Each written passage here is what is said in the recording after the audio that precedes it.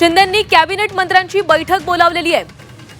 थोड्याच वेळात नंदनवन इथं बैठकीचं आयोजन करण्यात आलेलं आहे। ही महत्त्वाची बातमी समोर आली आहे। सर्व मंत्र्यांना हजर राहण्याचे आदेश देण्यात आलेले आहेत। बैठकीमध्ये मंत्रिमंडळ विस्ताराबाबत चर्चेची शक्यता देखील वर्तवण्यात आलेली आहे। तर एकनाथ शिंदे यांनी आपल्या कॅबिनेट मंत्र्यांची महत्त्वाची बैठक बोलावलेली आहे। नंदनवन इथं ही बैठक बोलावण्यात आली आहे आणि सर्व मंत्र्यांना हजर राहण्याचे आदेश देण्यात आलेत।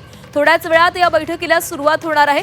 आज एकनाथ शिंदे हे दिल्ली दौऱ्यावर देखील जाणार आहेत आणि त्याआधी महत्त्वाची बैठक बोलावण्यात आलेली आहे। या बैठकीमध्ये मंत्रिमंडळ विस्तारासंदर्भात चर्चा केली जाण्याची शक्यता आहे। थोड्याच वेळामध्ये नंदनवन इथं या बैठकीचं आयोजन करण्यात आलेलं आहे आणि या संदर्भामध्ये अधिक बोलणार आहोत। आमचे प्रतिनिधी कपिल राऊत आपल्यासोबत आहेत। कपिल, एकनाथ शिंदेंनी कॅबिनेट मंत्र्यांची बैठक बोलावलेली आहे। थोड्याच वेळात या बैठकीला सुरुवात होणार आहे। काय अधिकचे तपशील आहेत?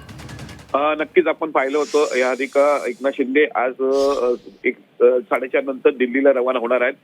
त्याआधी कॅबिनेट नंतर एक लागली मीटिंग बोलवलेली आहे। नंदनवन मध्ये कॅबिनेट मंत्री सर्व असणार आहेत आणि खरं तर दिल्ली दरबारी काय काय प्रश्न मांडावे, दिल्ली दरबारी काय मागणी ठेवावी, त्याचबरोबर केंद्रीय मंत्रिमंडळाचा विस्तार आहे, या गोष्टीच्या सर्व गोष्टींची चर्चा इथे होऊ शकते। त्याचबरोबर काही महामंडळांची बद्दल चर्चा या पूर्ण बैठकीत होऊ शकते।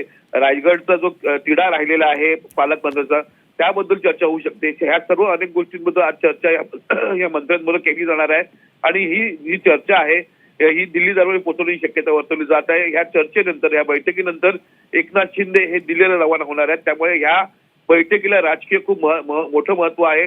तातडीने बैठक बोलवली आहे। अनेक मुद्दे असतील, राज्यातले असतील, केंद्रातले असतील, या सर्व गोष्टीवर येथे चर्चा होणार आहे। नक्कीच कपिल, धन्यवाद दिलेल्या सविस्तर माहितीसाठी। तर आज एकनाथ शिंदे यांनी आपल्या कॅबिनेट मंत्र्यांची बैठक बोलावलेली आहे। सगळ्या मंत्र्यांना उपस्थित राहण्याचे आदेश देखील देण्यात आलेले आहेत। थोड्याच वेळात नंदनवन इथं या बैठकीला सुरुवात होणार आहे।